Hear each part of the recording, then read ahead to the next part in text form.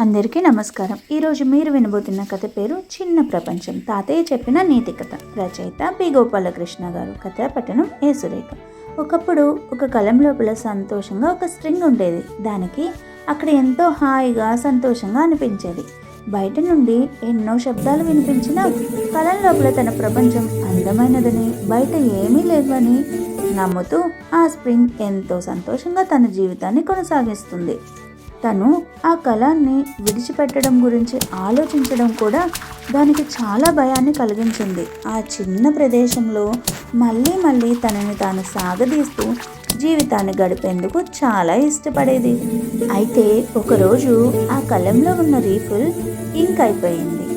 రీఫిల్లో ఇంక్ లేదు కాబట్టి కొత్త రీఫిల్ వేయాలనుకున్నాడు ఆ పెన్ యొక్క యజమాని. పెన్ యజమాని రీఫిల్ మార్చే పనిలో నిమగ్నమై ఉండగా ప్రమాదం జరిగింది. విపరీతమైన ఒత్తిడితో దగ్గరగా ఒదిగి ఉన్న స్ప్రింగ్ అమాంతం గాలిలో ఎగిరిపోయి పక్కనే ఉన్న మురికి కాలువలో పడింది. యజమాని ఎంత వెతికినా ప్రయోజనం లేకపోయింది.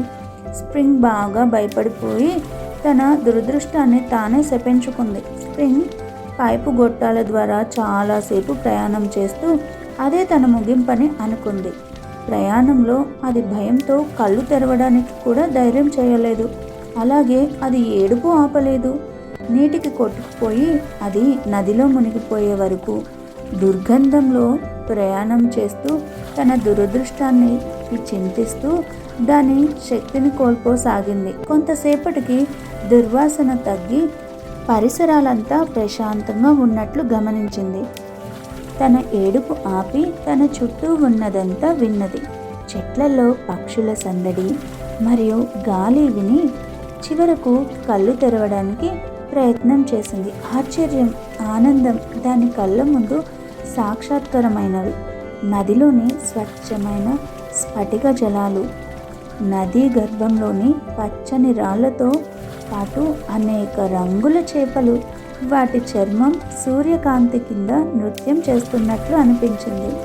కలం లోపల ఉన్న స్థలం కంటే ప్రపంచం చాలా గొప్పదని మరియు ఎల్లప్పుడూ బయట చాలా విషయాలు ఉన్నాయని ఆనందించింది.